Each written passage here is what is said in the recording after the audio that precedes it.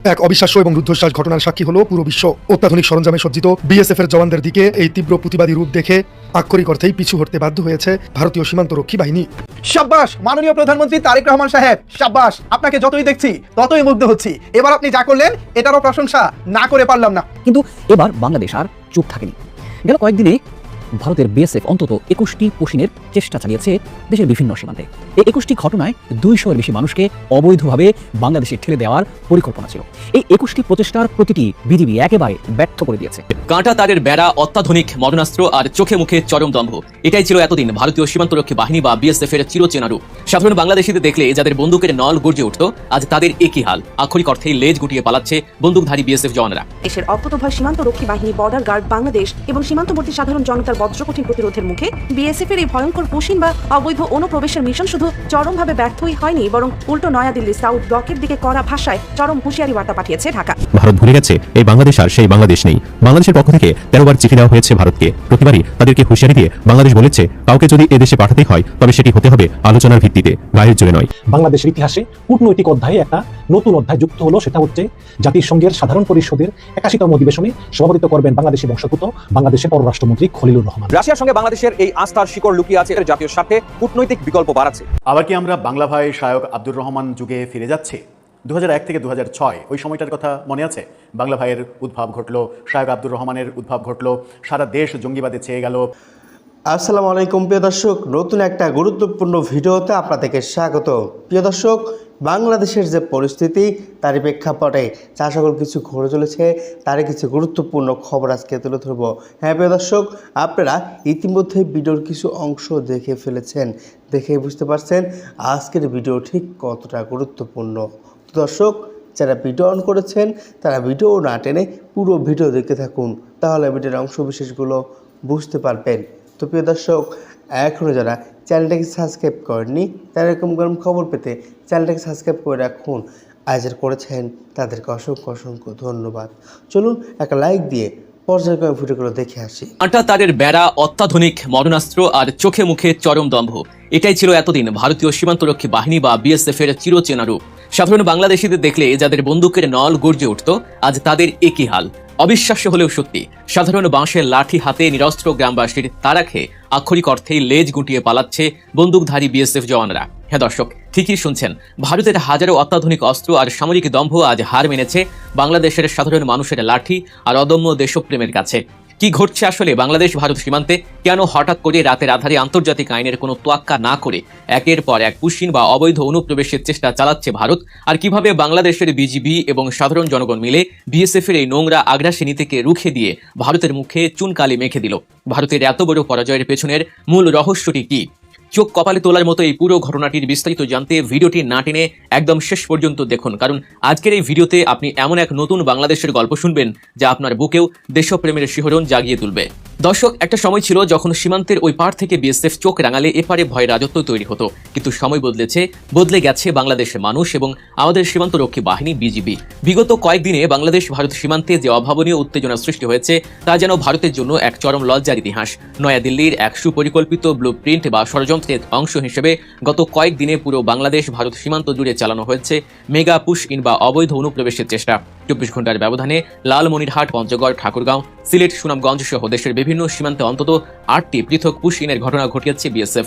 তাদের উদ্দেশ্য খুব পরিষ্কার, বাংলাদেশের ভেতরে একটি অস্থিরতা তৈরি করা এবং মনস্তাত্ত্বিকভাবে আমাদের চাপে ফেলা। আন্তর্জাতিক সীমান্ত ব্যবস্থাপনা এবং দুই দেশের বিদ্যমান চুক্তি অনুযায়ী কোনো দেশের নাগরিক যদি অবৈধভাবে সীমান্ত পারও হয় তবে তাকে আইনি প্রক্রিয়ার মাধ্যমে হস্তান্তর করতে হয়, কিন্তু ভারত সেই আইনি পথে না হেঁটে চরম ধৃষ্টতা দেখিয়ে রাতের আধারে কাঁটা তারের গেট খুলে দিয়ে জোরপূর্বক মানুষদের বাংলাদেশের দিকে ঠেলে দিচ্ছে। বিএসএফ মূলত এই অসহায় মানুষদের তাদের নোংরা ভূরাজনৈতিক খেলার চাল হিসেবে ব্যবহার করে আসছে, কিন্তু ভারত হয়তো কল্পনাও করতে পারেনি যে এবার তারা কতটা শক্ত দেয়ালে ধাক্কা খেতে যাচ্ছে। ভারতের এই আগ্রাসী নীতির বিরুদ্ধে এবার বুক চিতিয়ে দাঁড়িয়েছে বাংলাদেশের সাধারণ জনগণ এবং বিজিবি। এতদিন যে মানুষগুলো বিএসএফ এর বন্দুকে নলের ভয়ে তটস্থ থাকতো, আজ তারা নিজেদের মাতৃভূমির মর্যাদা রক্ষায় জীবনের মায়া তুচ্ছ করে রুখে দাঁড়িয়েছে। লালমনিরহাটের পাটগ্রাম বা নওগাঁর সীমান্তে যখন বিএসএফ জোর করে মানুষদের বাংলাদেশে ঠেলে দেওয়ার চেষ্টা করলো, তখন এলাকার শত শত মানুষ মুহূর্তের মধ্যে জড়ো হয়ে যায়। তাদের হাতে কোনো অত্যাধুনিক আগ্নেয়াস্ত্র ছিল না, ছিল শুধু সাধারণ বাঁশের লাঠি আর বুকের ভেতর ধকধক করতে থাকা খাঁটি দেশপ্রেম। দর্শক, একটু ভেবে দেখুন দৃশ্যটা। একদিকে হেলমেট, বুলেট প্রুফ জ্যাকেট আর স্বয়ংক্রিয় রাইফেলে সজ্জিত বিএসএফ জওয়ান, আর অন্যদিকে লুঙ্গি শার্ট পরা সাধারণ কিছু গ্রামবাসী। কিন্তু গ্রামবাসীর চোখের সেই রুদ্র রোষ আর তেজের কাছে বিএসএফ জওয়ানরা রীতিমতো হতভম্ব হয়ে যায়। সাধারণ মানুষের ধাওয়া খেয়ে সশস্ত্র বিএসএফ জওয়ানরা যখন পিছু হটতে বাধ্য হয় তখন স্পষ্ট হয়ে যায় একটি চিরন্তন সত্য: অস্ত্রের জোর কখনো দেশপ্রেমের শক্তির কাছে টিকতে পারে না। ভারতের হয়তো অর্থ আছে, অস্ত্র আছে, বিশাল বাহিনী আছে, কিন্তু বাংলাদেশের মানুষের কাছে আছে তাদের মাটি আর মাতৃভূমির প্রতি অন্ধ ভালোবাসা। এই দেশপ্রেমী আজ আমাদের সবচেয়ে বড় রক্ষা কবচ। জনগণের এই স্বতঃস্ফূর্ত প্রতিরোধের পাশাপাশি আমাদের বর্ডার গার্ড বাংলাদেশ বা বিজিবি যে চরম পেশাদারিত্ব এবং সাহসিকতার পরিচয় দিয়েছে তার সত্যি প্রশংসা দাবিদার। বিজিবি এবার স্পষ্ট জানিয়ে দিয়েছে জিরো টলারেন্স। দেশের 1 ইঞ্চি মাটিতেও কাউকে অবৈধভাবে পা রাখতে দেওয়া হবে না। খবর পাওয়া মাত্রই বিজিবির টহল দল ঘটনাস্থলে পৌঁছে যায় এবং অত্যন্ত কঠোরভাবে বিএসএফ এর পুশহীন প্রচেষ্টা রুখে দেয়। বিজিবির কড়া চ্যালেঞ্জের মুখে পড়ে বিএসএফ যখন কোনো উপায় পাচ্ছিল না তখন তারা মিথ্যার আশ্রয় নেয়। ফ্ল্যাগ মিটিং বা পতাকা বৈঠকে বিএসএফ দাবি করতে থাকে যে যাদের ঠেলে দিচ্ছে তারা নাকি বাংলাদেশি নাগরিক, কিন্তু আমাদের বিজিবি সদস্যরাও ছেড়ে দেওয়ার পাত্র নয়। তারা বিএসএফ এর চোখে চোখ রেখে সরাসরি চ্যালেঞ্জ ছুড়ে দেন, প্রমাণ দিন এরা যে বাংলাদেশি, তার বৈধ কাগজপত্র বা গ্রহণযোগ্যতা প্রমাণ দেখান। বলা বাহুল্য, বিএসএফ কোনো প্রমাণই দেখাতে পারেনি। বিজিবির এই কঠোর অবস্থান এবং আইনি যুক্তির কাছে বিএসএফ এর সমস্ত দম্ভ চূর্ণ বিচূর্ণ হয়ে যায়। তারা বাধ্য হয় ওই মানুষগুলোকে ভারতের ভেতরে শূন্য রেখায় সরিয়ে নিতে। কিন্তু এখানে একটি হৃদয় বিদারক অথচ গর্ব করার মতো গল্প তৈরি হয়। কুশিনের শিকার হওয়া এই অসহায় মানুষগুলোকে বিএসএফ দিনের পর দিন জিরো লাইনে ফেলে রাখে। মাথার উপরে কখনো কাঠফাটা রোদ, কখনো অযোধ্যায় বৃষ্টি। ভারত তাদের ফিরিয়ে নিচ্ছে না, আবার বিজিবিও তাদের বাংলাদেশে ঢুকতে দিচ্ছে না। এই মানুষগুলোর কাছে কোনো খাবার ছিল না, পান করার মতো এক ফোঁটা পানি ছিল না। বিএসএফ তাদের নিজেদের ভূখণ্ড থেকে ঠেলে দিয়ে চরম অমানবিকতার পরিচয় দিয়েছে। কিন্তু সেই ঠিক সময়ই বাংলাদেশের সাধারণ মানুষের মানবিক রূপটি ফুটে ওঠে। যে গ্রামবাসী একটু আগে লাঠি হাতে বিএসএফকে ধাওয়া করেছিল, তারাই আবার রাতের আধারে ওই জিরো লাইনে আটকে পড়া অনাহারী মানুষগুলোর জন্য খাবার আর পানি নিয়ে যায়। ভারত দেখালো তাদের নিষ্ঠুরতা আর বাংলাদেশ দেখালো তাদের মানবিকতা। এটাই হলো বাংলাদেশের মানুষের আসল সৌন্দর্য। আমরা আগ্রাসনে জবাব দিতে জানি, আবার অসহায়কে বুকে টেনে নিতেও জানি। তবে মাতৃভূমি নিরাপত্তার প্রশ্নে কোনো আপোষ নয়। টানা কয়েকদিন জিরো লাইনে এবং স্নায়ুযুদ্ধ চলার পর শেষমেশ ভারত হার মানতে বাধ্য হয়। বিজিবি এবং সাধারণ মানুষের ঐক্যবদ্ধ প্রতিরোধের মুখে বিএসএফ তাদের পুশহীন করা মানুষদের আবার ভারতের ভেতরে ফিরিয়ে নিতে বাধ্য হয়েছে। দর্শক, এটি কেবল একটি সাধারণ সীমান্ত ঘটনা নয়, এটি ভারতের আগ্রাসী নীতির বিরুদ্ধে বাংলাদেশের এক ঐতিহাসিক বিজয়। ভারত দীর্ঘদিন ধরে সীমান্তে যে মনস্তাত্ত্বিক চাপ প্রয়োগের রাজনীতি করে আসছিল, এই ঘটনা তার কফিনের শেষ পেরেক ঠুকে দিয়েছে। বাংলাদেশের মানুষ প্রমাণ করে দিয়েছে যে তারা এখন আর ভয় পায় না। দেশপ্রেমের যে আগুন আজ বাংলার প্রতিটি ঘরে ঘরে জ্বলছে, তা নিভিয়ে দেওয়ার ক্ষমতা ভারতের কোনো অস্ত্রে নেই। কাঁধে কাঁধ মিলিয়ে বিজিবি এবং সাধারণ মানুষের এই যে প্রতিরোধ, এটাই আগামী দিনের নতুন বাংলাদেশের প্রতিচ্ছবি। ভারত যদি তাদের এই নোংরা পুশ-ইন নীতি এবং মানসিক চাপ প্রয়োগের খেলা বন্ধ না করে, তবে আগামী দিনে বাংলাদেশ ভারত সীমান্তে তারা আরও বড় ধরনের রুদ্র রোষের শিকার হবে। বাংলাদেশের সাধারণ মানুষ লাঠি হাতে প্রমাণ করেছে দেশের সার্বভৌমত্ব রক্ষায় তারা যে কোনো সময় যে কোনো পরিস্থিতি মোকাবিলা করতে প্রস্তুত। এই পুরো ঘটনায় বিএসএফ যে পরিমাণ নাজেহাল হয়েছে এবং আন্তর্জাতিক অঙ্গনে ভারতের ভাবমূর্তি যেভাবে ক্ষুণ্ণ হয়েছে, তা দিল্লির নীতি নির্ধারকদের জন্য এক বিশাল চপেটাঘাত। তারা বুঝতে পেরেছে এই বাংলাদেশ আগের সেই নতজন বাংলাদেশ নয়। এই বাংলাদেশের মানুষের মূল শক্তি কোনো অস্ত্র নয়, বরং তাদের ইস্পাত, কঠিন ঐক্য এবং সীমাহীন দেশপ্রেম। দর্শক, আজকের এই বদলে যাওয়া বাংলাদেশ এবং সীমান্তে সাধারণ মানুষ ও বিজিবির এই বীরত্বপূর্ণ ভূমিকা নিয়ে আপনার মতামত কি? সাধারণ মানুষের এই বাঁশের লাঠিয়া দেশপ্রেমের কাছে ভারতের অত্যাধুনিক অস্ত্রের হার মানার এই ঘটনা আপনাকে কতটা গর্বিত করে? সাম্প্রতিক মাননীয় প্রধানমন্ত্রী জনাব তারেক রহমান ব্যক্তিগতভাবে দুইটা কাজ করেছেন, দুইটা উদ্যোগ নিয়েছেন, দুইটা সিদ্ধান্ত নিয়েছেন, যেটা অনিবার্যভাবে বাস্তবায়ন হবে। সেই সিদ্ধান্ত জামাত এনসিপির মন জয় করতে পেরেছে, বিরোধী দলের মন জয় করতে পেরেছে। It's very significant. এবং বাংলাদেশের রাজনীতিতে এটা অত্যন্ত তাৎপর্যপূর্ণ, জিওপলিটিক্সেও এটা অত্যন্ত তাৎপর্যপূর্ণ, এবং রাজনীতি ওভারঅল এটা একটা মহা সুখবর। এবং আওয়ামী লীগের জন্য এটা একটা কঠিন দুঃসংবাদ। দর্শক, তারেক জিয়া রিয়ালিটি বলছেন। প্রথমে বলে নি যে এই সিদ্ধান্ত, আমি এখন যে দুটো বিষয় আলোচনা করবো, এটা ব্যক্তিগতভাবে তারেক রহমান নিতে বাধ্য হয়েছেন। তার দলের ভিতরে একটা বড় অংশ তার এই সিদ্ধান্তের বিরুদ্ধে। কিন্তু বাংলাদেশের রিয়ালিটি এটা যে দলের প্রধান কোনো একটা কিছু বললে অনেকের মনের মধ্যে যাই থাকুক না কেন, তারা সেটা উল্টে বলতে পারে না। যদি প্রধানমন্ত্রী হন তাহলে তো কথাই থাকে না। বিশেষ করে যখন দল ক্ষমতায়, তখন দলের প্রধান বা প্রধানমন্ত্রীর বক্তব্য শিরোধার্য। মনের মধ্যে যাই থাকুক না কেন, বিদেশি শক্তির এজেন্ট হিসাবে তার কাছে যতই অ্যাসাইনমেন্ট থাকুক না কেন, এটা হাসিনার ক্ষেত্রে দেখেছি, তারেক রহমানের ক্ষেত্রে দেখেছি। এই জন্য আমরা যে মন্ত্রী পরিষদ দেখি কিংবা দলের স্থায়ী কমিটির সদস্য দেখি, এগুলো কিছুই নাই, সবকিছুর মূল হচ্ছে তারেক রহমান। তিনি যেটা বলবেন সেটা।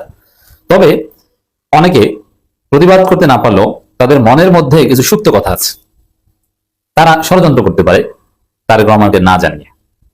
দর্শক, এবার আসি যে তারেক রহমান কি সিদ্ধান্ত নিয়েছেন। একটা সিদ্ধান্ত হচ্ছে, এবার রাষ্ট্রীয় উদ্যোগে ঘটা করে জুলাই গণঅভ্যুত্থান দিবস উদযাপন করা হবে। জুলাই যোদ্ধাদের ব্যাপকভাবে সংবর্ধনা দেওয়া হবে এবং পুরো বাংলাদেশ আলোকসজ্জা করা হবে, ব্যাপক খাওয়া দাওয়ার আয়োজন হবে। এর মানে গত বছরের চাইতেও জাঁকজমকপূর্ণভাবে এবারের 5 আগস্ট উদযাপিত হবে। এই 5 আগস্ট উদযাপন হওয়া এটা অত্যন্ত তাৎপর্যপূর্ণ। আবার কি আমরা বাংলা ভাই শায়ক আব্দুর রহমান যুগে ফিরে যাচ্ছি? 2001 থেকে 2006 ওই সময়টার কথা মনে আছে? বাংলা ভাইয়ের উদ্ভব ঘটলো, শায়ক আব্দুর রহমানের উদ্ভব ঘটলো, সারা দেশ জঙ্গিবাদে ছেয়ে গেল, সারা দেশে বহু স্থানে বোমাবাজির ঘটনা ঘটলো, জনগণের উপরে নিপীড়ন, নির্যাতন, হত্যাকাণ্ড, গাছে ঝুলিয়ে মেরে রাখা। বাংলা ভাইদের, শায়ক আব্দুর রহমানদের সেই ভয়ঙ্কর কাহিনী সেই সময়ে যারা জন্ম নেয়নি তারা কল্পনাও করতে পারবে না। অতঃপর বিএনপি সরকারকে প্রচণ্ড বিপদে ফেলা এই বাংলা ভাই শায়ক আব্দুর রহমান যুগের অবসান ঘটালো বিএনপি সরকারই। তারাই তাদেরকে গ্রেপ্তার করলো, তারপরে তাদের বিচার হলো, ফাঁসির রায় হলো, তাদের ফাঁসি কার্যকর হলো। শায়ক আব্দুর রহমান জামালপুরের একটা মাদ্রাসা চালাতেন, সেই মাদ্রাসাটা ছিল তার বোমা উৎপাদনের ফ্যাক্টরি। 20 বছর পরে আবার শায়ক আব্দুর রহমানের সেই মাদ্রাসা, যে মাদ্রাসা ছিল বোমা উৎপাদনের ফ্যাক্টরি, যে মাদ্রাসা 20 বছরের বেশি সময় ধরে বন্ধ ছিল, সেই মাদ্রাসা আবার চালু হয়েছে। সেই কারণেই প্রশ্নটা করলাম, আবারও কি আমরা বাংলা ভাই শায়ক আব্দুর রহমান যুগে ফিরে যাচ্ছি? কোথা থেকে সাহসটা হলো? কি এমন ঘটলো যে এই বন্ধ হয়ে যাওয়া, মানে জঙ্গিবাদের সঙ্গে জড়িত থাকা প্রতিষ্ঠান বন্ধ করে দিয়েছিল যেটা বাংলাদেশ সরকারি, সেই প্রতিষ্ঠান আবারও চালু হয়েছে? চলুন একটু বুঝে ওঠার চেষ্টা করি কোন মেটিকুলাস ঘটনাগুলো ঘটছে বাংলাদেশে, এবং যিনি চালু করেছেন তিনিও বহু বছর কারাভোগ করে প্রফেসর ইউনূসের আমলে মুক্তিই বা পেলেন কিভাবে। থাকবেন পলিটিক্স টিভির নিয়মিত আয়োজনে।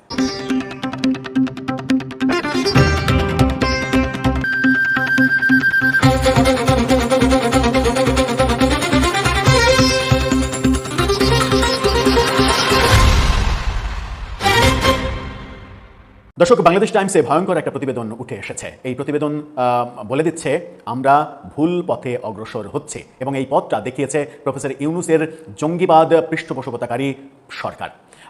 খবরের শিরোনামে বলা হচ্ছে, শিরোনামটা দেখে নিন, আবার খুলল জঙ্গি সংগঠন জেএমবির শায়ক রহমানের মাদ্রাসা। জেএমবির এই মাদ্রাসা আবার চালু হয়েছে নিষিদ্ধ জঙ্গি সংগঠন জামাতুল মুজাহিদিন বাংলাদেশ জেএমবির প্রতিষ্ঠাতা শায়ক আব্দুর রহমানের সেই মাদ্রাসা। তার গ্রেপ্তারের পর বন্ধ হয়ে পড়া মাদ্রাসাটি রাজনৈতিক পট পরিবর্তনের সুযোগে 20 বছর পর আবার চালু হয়েছে।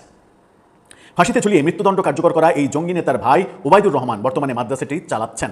তিনি নিজেও জেএমবি সম্পৃক্ততার মামলায় 1 যুগেরও বেশি কারাগারে কাটিয়েছেন, অতঃপর মেটিকুলাস ডিজাইনে মুক্তিও পেয়েছেন।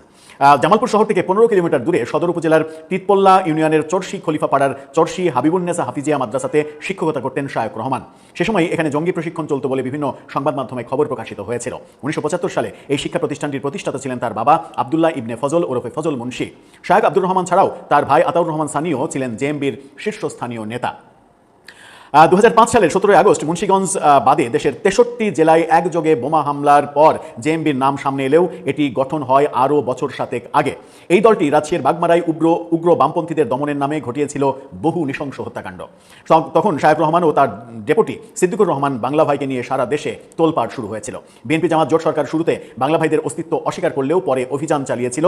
শায়ক রহমান, তার ভাই আতাউর রহমান সানি, বাংলা ভাই খালেদ সাইফুল্লাহ ও সালাউদ্দিনের ফাঁসির আদেশও হয়েছিল।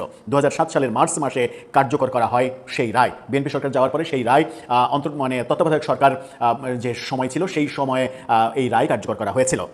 সে সময় মাদ্রাসাটি বন্ধ হয়ে যায়। তবে 2024 সালের 5 আগস্টের গণঅভ্যুত্থানের মাস 6 মধ্যে 2025 সালের শুরুতে সেটির কার্যক্রম শুরু করেন ওবায়দুর রহমান।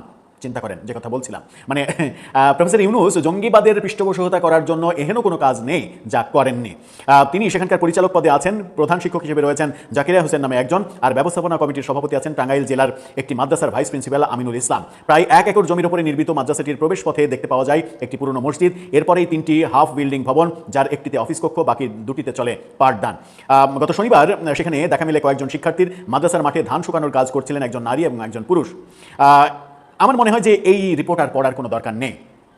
2024 5 আগস্ট শেখ হাসিনার সরকার পতনের 6 মাসের মধ্যে এই মাদ্রাসা আবার চালু হয়, এবং ওই জঙ্গি নেতা শায়ক আব্দুর রহমানের ভাই যিনি কারাগারে ছিলেন তিনি কারামুক্ত হন। ওই জঙ্গি সম্পৃক্ততার কারণেই কারাগারে ছিলেন, তিনি কারামুক্ত হন এবং কারামুক্ত হয়ে এটা আবার চালু করেন। এর পৃষ্ঠপোষক প্রফেসর আসিফ নজরুল, ডক্টর ইউনূস সহ তার গংরা, এই গংরা মিলে বাংলাদেশে যেটা করেছে তার পরবর্তীতে আমরা দেখলাম বিএনপি আমলের শুরুতেই পুলিশের গোপন নথি, যেখানে জঙ্গিবাদের উত্থান বিষয়ে একেবারে স্পষ্ট ধারণা হলো। পাকিস্তানি জঙ্গি সংগঠন টিটিপির সঙ্গে সম্পৃক্ততার অভিযোগ পাওয়া গেল।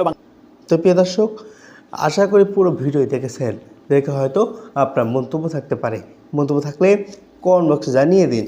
দেখা হবে, কথা হবে পরবর্তী কোনো ভিডিওতে।